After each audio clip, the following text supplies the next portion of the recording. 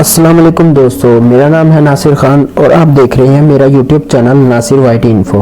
اور آج کی اس ویڈیو میں آپ کو فلسطین کے بارے میں کچھ امیزنگ اینڈ شوکنگ فیکٹس بتاؤں گا۔ تو آج کے ٹاپک کا آغاز کرتے ہیں۔ کا کیپٹل بیت المقدس ہے۔ جب سے فلسطین کی تقسیم ہوئی ہے، اسرائیل اور فلسطین دونوں ہی اپنا کیپٹل بیت المقدس کو مانتے آ رہے ہیں۔ دونوں کے درمیان کشیدگی کی بڑی وجہ ہے۔ دونوں ہی ملک کے لیے بیت المقدس کافی اہمیت کا حامل ہے۔ فلسطین اور اسرائیل کے درمیان کشیدگی کے 70 سال سے بھی زیادہ کا عرصہ ہو چکا ہے، لیکن آج تک اس کا صحیح فیصلہ نہیں ہو پایا۔ دونوں ہی ملک اس حصے کو چھوڑنا نہیں چاہتے۔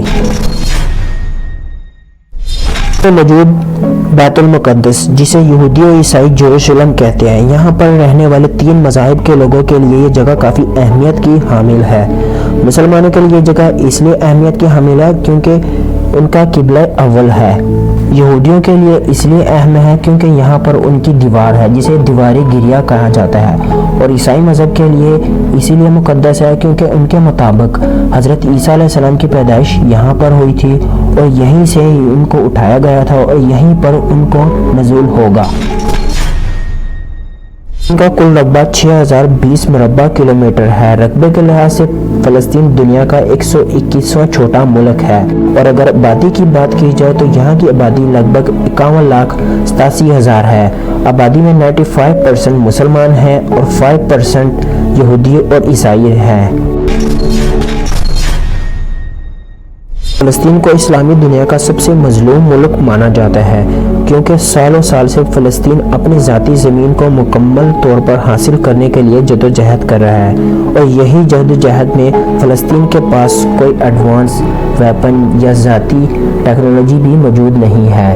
نہتے ظلم کے خلاف کھڑے ہیں، اور یہاں تک کہ اسرائیلی فوجی کبھی بھی کسی بھی فلسطینی کے گھر گھس کر وہاں پر توڑ پھوڑ کرتے ہیں اور ان کے معصوم بچوں کو صرف اور صرف مسلمان ہونے کی وجہ سے اپنے ساتھ لے جاتے ہیں اور انہیں جیل میں قید کر دیتے ہیں، اور روزانہ کی بنیاد پر فلسطین میں کسی نہ کسی وجہ سے فساد رہتا ہے، اور یہی وجہ ہے کہ وہاں زیادہ تر جنگی حالات رہتے ہیں۔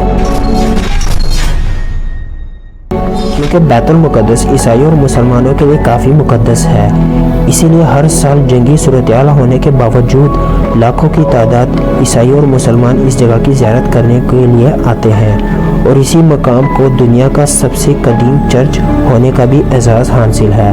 2010 سے یہاں پر آنے والے سیاحوں کی تعداد لگ بھگ 46 لاکھ سے بھی زیادہ ہے۔ یہی وجہ ہے کہ فلسطین کی انکم کا بڑا ذریعہ ٹورزم سے بھی ہے۔ دوستو، آپ کو جان کر حیرانی ہوگی کہ اتنے برے حالات ہونے کے باوجود بھی فلسطین کے سبھی لوگ پڑھے لکھے ہیں، اور فلسطین کا لٹریسی ریٹ 97% ہے۔ یہی نہیں، یہ ملک رہن سہن کے اعتبار سے انڈیا اور پاکستان سے بھی آگے ہے۔ رہن سہن کے اعتبار سے جہاں انڈیا 131ویں نمبر پر ہے اور پاکستان 147ویں نمبر پر ہے، اور یہاں فلسطین دنیا کے 114ویں نمبر پر آنے والا ملک ہے، اور دنیا کا سب سے لارسٹ پوائنٹ ڈیڈ سی بھی فلسطین کے ہی حصے میں آتا ہے۔ ٹورزم کے بعد فلسطین کا دوسرا انکم کا ذریعہ پتھر کی ایکسپورٹ ہے۔ لال اور گرے رنگ کے پتھر کو جارڈن، یورپ، ساؤتھ امریکہ کو ایکسپورٹ کیا جاتا ہے۔ زیتون فلسطین کی ہی پیداوار ہے۔ فلسطین کا 45% زمین زیتون کی ہی پیداوار کے لیے استعمال کی جاتی ہے، اور ہر سال نومبر کے مہینے میں اولی فیسٹیول منایا جاتا ہے، جس میں ہزاروں فلسطینی اور غیر ملکی شریک ہوتے ہیں۔